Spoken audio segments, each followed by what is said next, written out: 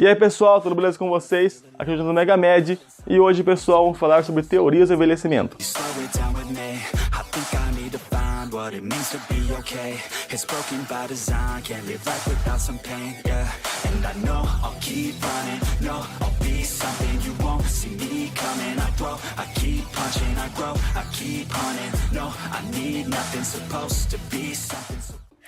E para começar, podemos dividir as teorias do envelhecimento em dois grandes grupos. O primeiro grupo é o grupo das teorias que dizem por que envelhecemos.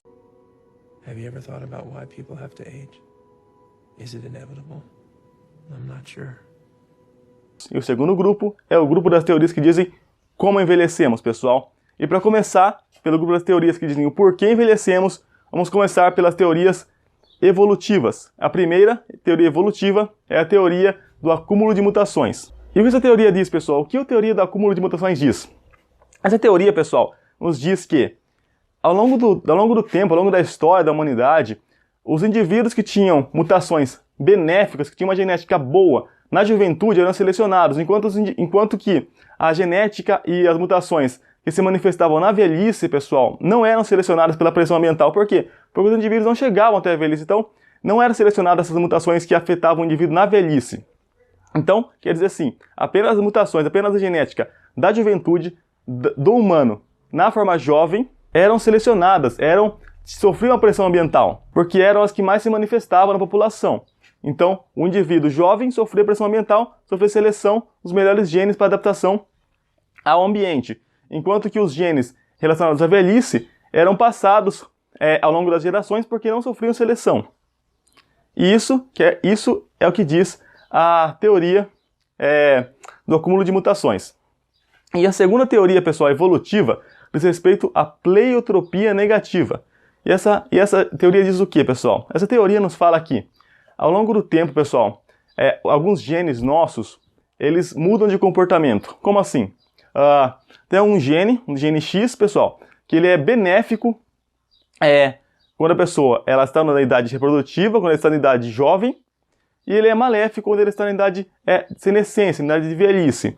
E isso se manifesta, pessoal, em comportamentos celulares que mudam ao longo do tempo. Então, esse comportamento genético se manifesta em comportamentos celulares que mudam ao longo do tempo. Na juventude é uma coisa, na velhice é outra.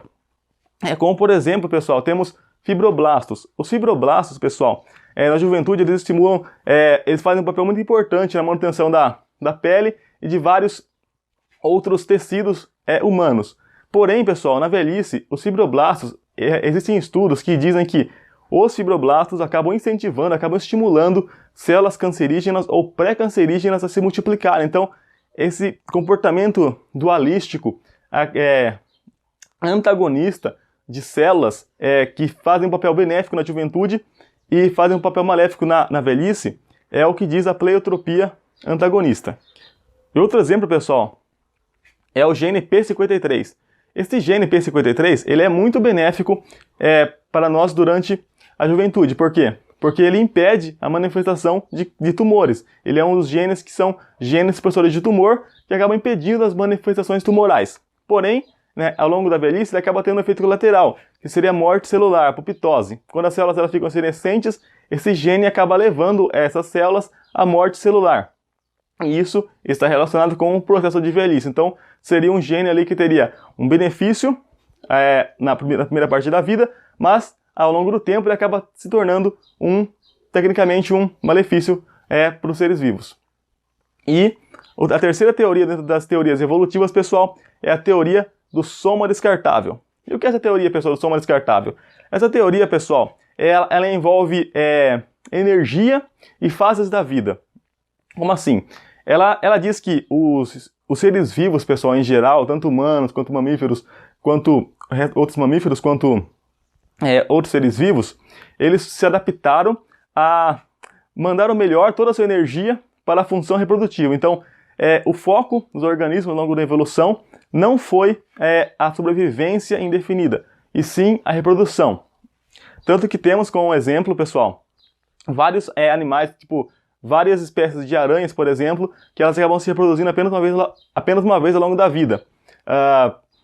E por que isso? Porque o organismo delas aposta tudo na reprodução, porque ao longo da evolução foi vantajoso fazer isso, então acabou prevalecendo esse tipo de comportamento, pessoal. E isso está muito relacionado também, pessoal, com a vida humana, com o ciclo de vida humano, porque a juventude ali, quer dizer, a idade adulta, digamos, está a ver com a idade reprodutiva, enquanto que a velhice está a ver com a idade não reprodutiva. Então, esse tipo de teoria foca nisso, foca em idade reprodutiva e idade não reprodutiva, linkando a juventude à idade reprodutiva e a senescência à idade não reprodutiva e a energia que é alocada para a reprodução durante a juventude e que não é alocada para a sobrevivência do indivíduo por longos períodos. E pessoal, aqui acabamos as teorias evolutivas e vamos para teorias que explicam o como envelhecemos. E o primeiro subgrupo dessas teorias é o das teorias celulares e moleculares. E dentro das teorias celulares e moleculares, temos as teorias dos telômeros, pessoal. O que são telômeros, pessoal? Telômeros são sequências repetidas, pessoal, que elas se localizam nas pontas dos cromossomos. Então, temos um cromossomo aqui, pessoal. Um cromossomo, aqui temos um telômero, aqui temos um telômero também, pessoal. É como se fosse as pontas de um cadarço, pessoal. Aquelas pontas do cadarço, aquelas são os telômeros. Aqueles são os telômeros. E, pessoal, os telômeros, eles são mantidos por uma enzima, que é a telomerase. E a telomerase, ela mantém esses telômeros com tamanho constante. E por que esses telômeros são importantes, pessoal? Qual a importância dos telômeros? Esses telômeros são importantes porque eles impedem que o DNA sofra danos. Então, quando eles vão se desgastando ao longo de cada replicação celular, ao longo de cada mitose, ao longo de cada divisão celular, que uma célula se torna duas, pessoal, esses telômeros se encurtam. E ao se encurtarem, eles deixam desprotegidos a ponta do cromossomo. E quando a ponta do cromossomo fica desprotegido, pessoal, ele acaba se degradando. Como eu falei, igual uma ponta de um cadarço. Essa ponta sai, o cadarço acaba se destruindo, acaba se degradando. É o que acontece com o nosso cromossomo sem os telômeros, pessoal. E qual é o ponto aqui? Em células adultas, em células somáticas, esses telômeros acabam se encurtando, porque a telomerase não está ativa, a enzima telomerase não está ativa. Então esses cromossomos acabam se encurtando por causa dos telômeros se encurtarem. E daí você tem, quando um telômero se encurta, a célula para de se dividir, tem um limite ali, tem um limite que o telômero pode chegar, um limite seguro, que a célula para de se dividir para não gerar futuros erros, como por exemplo um processo cancerígeno, por exemplo. E também, pessoal, um detalhe aqui é o limite de Hayflick. O limite de Hayflick foi proposto por Hayflick no século passado, e ele diz que uma célula somática pode se dividir aproximadamente 50 vezes, entre 40 e 60 vezes, aproximadamente 50 vezes é o número de divisões que uma célula pode fazer por causa dos telômeros, por causa dessa limitação dos telômeros.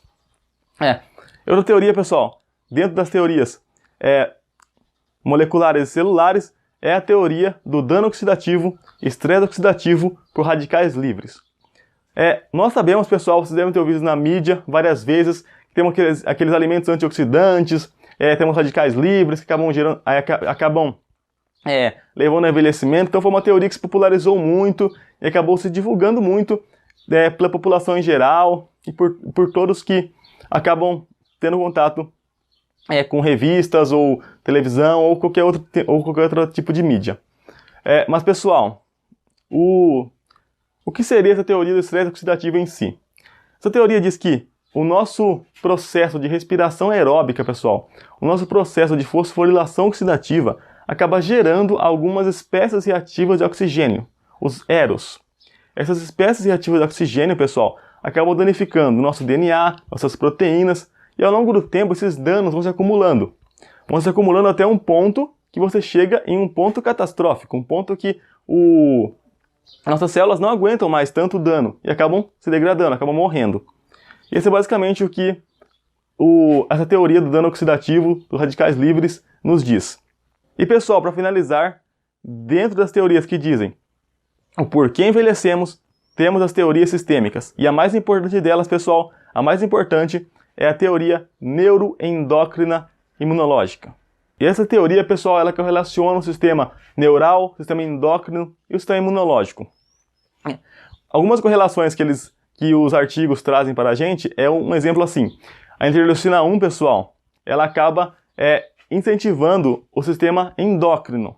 Então a interleucina 1, ela estimula, por exemplo, o eixo hipotálamo, hipófise, adrenal. Em contrapartida, o sistema hormonal acaba estimulando o sistema imunológico, pessoal. Então, os hormônios GH, por exemplo, eles estimulam o nosso sistema imunológico. Do mesmo modo, pessoal, o sistema neural, ele é interligado tanto com o sistema endócrino, como, por exemplo, temos o sistema hipotálamo, hipófise, adrenal, que é um exemplo grande disso.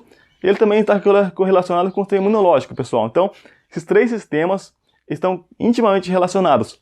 E, segundo essa teoria, seriam os três sistemas básicos para a manutenção da vida.